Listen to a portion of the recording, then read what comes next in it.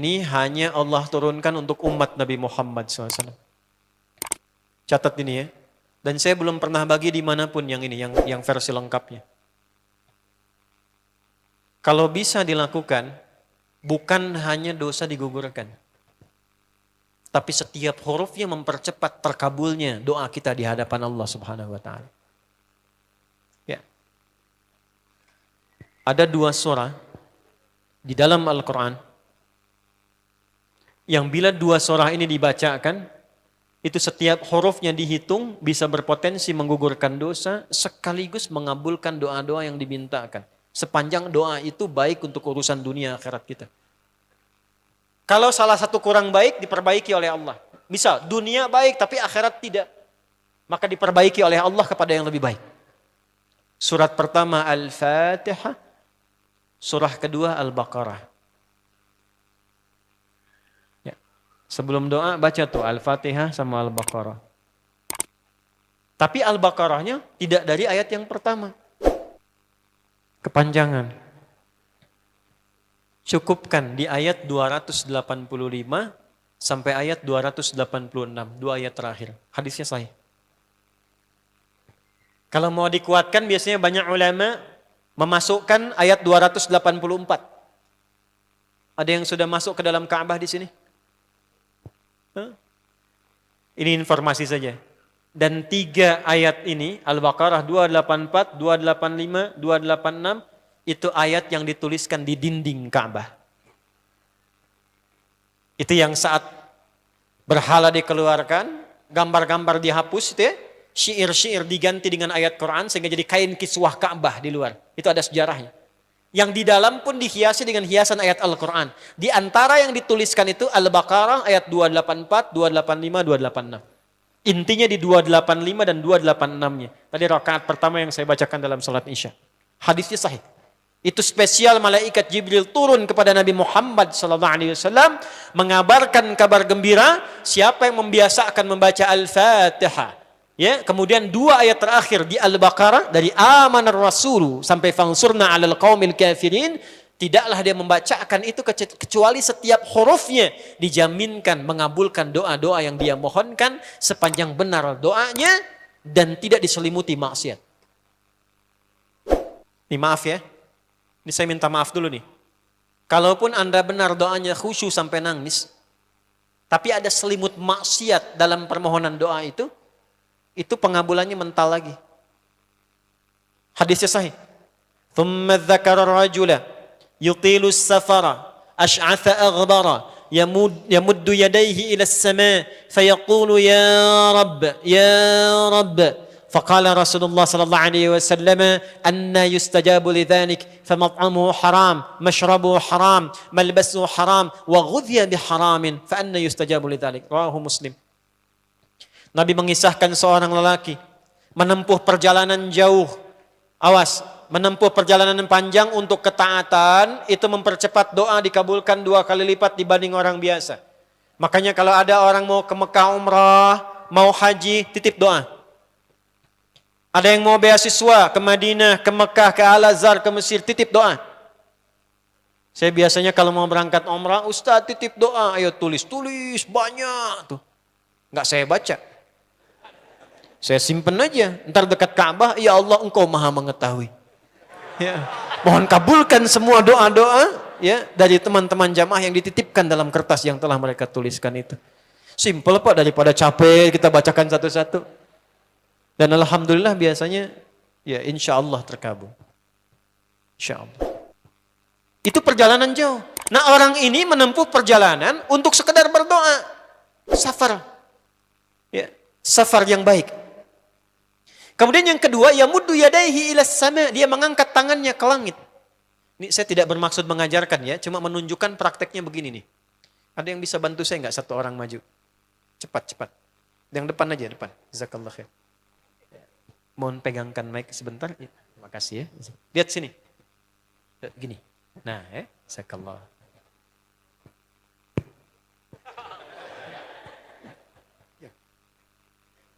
Nah, gini ya. Ini tangan, lihat telapak 2 ya. Berdoa itu sesuai porsinya, dan ikuti caranya Nabi. Kalau doanya formal dalam sholat dan diikat dengan gerakan, jangan kreatif. Ikuti seperti Nabi yang contohkan. Misal dalam sholat, shollu kama ra'aitumuni usolli. Sholatlah seperti kalian melihat aku sholat. Nanti ada 3 posisi atau sampai 4 posisi dalam sholat yang mempercepat terkabulnya doa. Posisi puncaknya sujud. Hadisnya sahih, inna ma aqrabal abdi min rabbihi wa huwa sajidun fa aktsirud doa.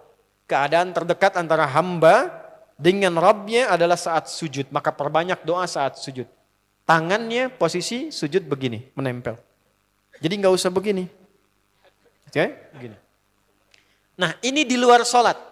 Di luar sholat, kalau berdoa, tangan begini. Lihat baik-baik ya. Ini kitabnya agak banyak, bahasanya panjang, saya berikan yang simpelnya saja ya. Baik. Ini kan teman-teman telapak yang kanan, yang kiri ya. Padukan begini. Ya.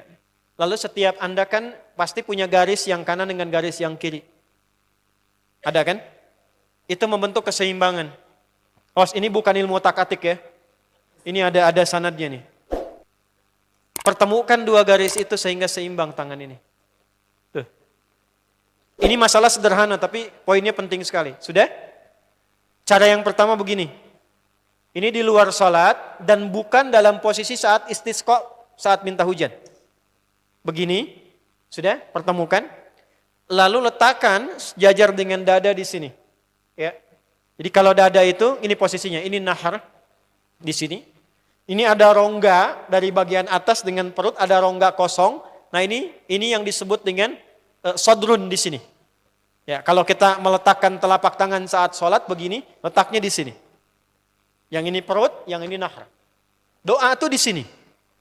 Jelas? Semakin kita memohon dengan lebih sangat, naikkan sedikit begini. Sudah? Kalau istisqa, minta hujan, agak lebih tinggi ke atas. Nah ini cara mengangkat yang standar di sini. Untuk memohon. Jelas? Oke. Jazakallah khair. Nah orang ini, dia mengangkat tangannya. Jadi melakukan perjalanan jauh, mengangkat tangannya, ya muddu yadaihi ilas sama. Orang yang berdoa dengan mengangkat tangan, itu dijawab doanya oleh Allah lewat keterangan Nabi SAW, itu bisa kamakala 2 kali lebih cepat dibandingkan dengan orang yang tidak mengangkat tangan saat berdoa. Jadi Anda cuma sekedar doa dengan mengangkat begini, itu lebih cepat potensi dijawabnya dengan mengangkat doa. Ada seorang bertanya pada Nabi SAW, hadis sahih, ya Rasulullah, bagaimana pendapatmu dengan seseorang yang meminta kepada Allah dengan mengangkat tangan atau kamakala? Lalu Nabi mengonfirmasi, bertanya balik, bagaimana kalau ada seseorang memohon kepada Anda dengan mengangkat tangannya? Pak, tolong Pak, tolong Pak, tolong. Gitu kan? Di depan rumah Anda, 1 jam begitu Pak, tolong Pak. Kira-kira Anda beri atau tidak? Beri. Minimal kalau Anda nggak punya kemampuan, Anda referensikan atau beri sesuai kemampuan Anda kan? Angkat tangannya. Dia jawab, saya malu kalau nggak ngasih. Apa kata Nabi? Innallaha hayyun karimun. Allah itu lebih punya sifat peka untuk merasakan malu pada hambanya kalau dia tidak memberi ketika hambanya mengangkat kedua tangannya. Nah nanti ada beda-beda posisi saat khatib Jumat misalnya 1 begini untuk khatib. Makmum mengangkat 2 tangan. Yang ketiga dia mengatakan ya Rabb, Asmaul Husna. Doa yang dibuka dengan Al-Asmaul Husna itu dijawab 2 kali lebih cepat dibandingkan dengan doa yang langsung dimohonkan kepada Allah. Itu perintah. Tahu Nabi Zakaria? Nabi Zakaria apa ujiannya? Diuji oleh Allah, hidup demikian lama sampai rambut memutih, fisiknya letih, istrinya divonis secara medis, maaf, monofos dan mandul. Kata medis gak mungkin punya keturunan. Maka beliau berdoa kepada Allah dan dalam doanya dimulai dengan Al-Asmaul Husna. Sebelum sampai ke doa itu di Ali Imran ayat 38 sampai 39, buka dulu Quran surah 17 Al-Isra ayat 110. Ini perintah langsung dari Allah. Qulidullah awidur rahman ayyamma tad'u falahul asmaul husna. Quran surah ke-17 57 ayat 180. Walillahil asmaul husna fad'uhu biha. Fad'u biha. Qul Allah, kalau engkau punya masalah hambaku, dan tidak ada di dunia ini yang tidak punya masalah. Quran surah kedua ayat 155. Wala nabluwannakum bisyai'. Setiap yang hidup itu, aku pasti akan uji dengan masalah. Itu kata Allah. Jangan disimpan sampai di situ, teruskan. Bukan untuk membebani hambaku dengan masalah, tapi untuk menaikkan kualitas hidupnya sehingga menjadi lebih baik. Jadi ketika Allah titipkan masalah itu, bukan ingin membuat kita bermasalah. Tapi dengan masalah itu kita diuji supaya kualitas hidup kita menjadi lebih baik. Ini Anda yang kuliah di UPI di sini, ada ujian nggak? Ada. Untuk apa ujian itu diadakan? Supaya bisa melihat kualitas peningkatan ilmu Anda dari masuk sampai naik tingkat. Kalau nggak ada ujian, nggak kelihatan kualitasnya bertambah. Logikanya begitu.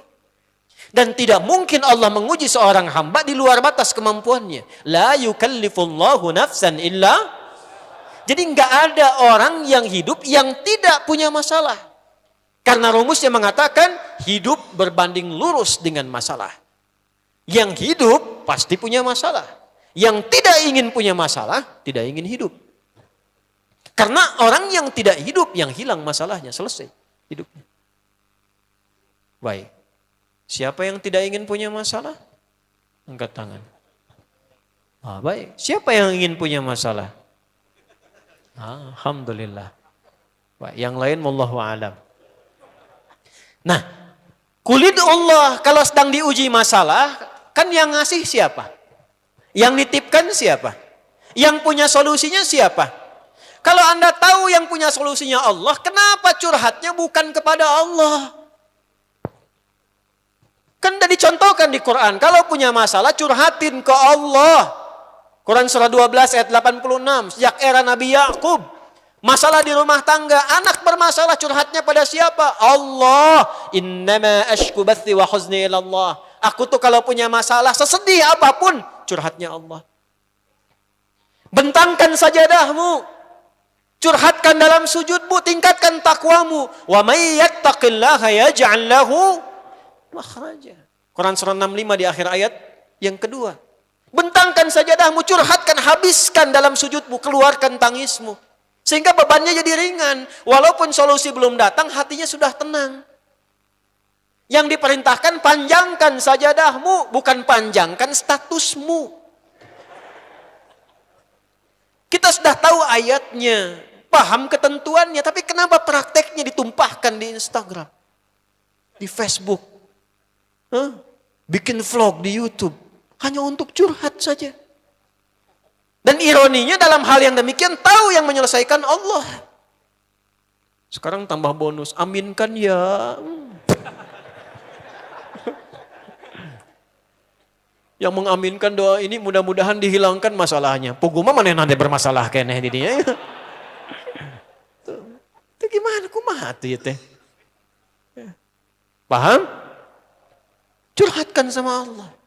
Nah bagaimana mintanya? Sebut namanya ya Allah. Awidur Rahman. Kalau kita ingin minta lebih cepat, minta dengan kelembutan Ar-Rahman. Rahman itu bisa disebut namanya ya Rahman. Bisa cari cara mintanya yang paling lembut. Yang menyentuh. Allah senang dengan kalimat yang menyentuh. Misal ya. Kembali ke Nabi Zakaria tadi. Quran surah 3 ayat 38. Hunalika da'a Zakaria rabbah. Qala rabbi habli min ladunka dzurriyyatan thayyibah. Innaka sami'ud du'a. Ya Allah, hamba-hambamu itu telah menghukumi aku dan istriku tak akan mungkin punya keturunan. Sedangkan engkau yang maha pemberi tanpa punya batasan. Mereka mengatakan istriku punya keterbatasan. Maka aku memohon kepadamu yang pemberianmu tak ada batasan. Mohon ya Allah anugerahkan keturunan dari sisimu saja ketika mereka mengatakan tidak mungkin itu punya. Sungguh engkau yang maha mendengar doaku ya Allah. Perhatikan, kalau kepada yang maha mendengar saja tidak terkabulkan, mohon tunjukkan kepadaku saat ini dengan cara apa lagi dan kepada siapa lagi aku mesti memohon.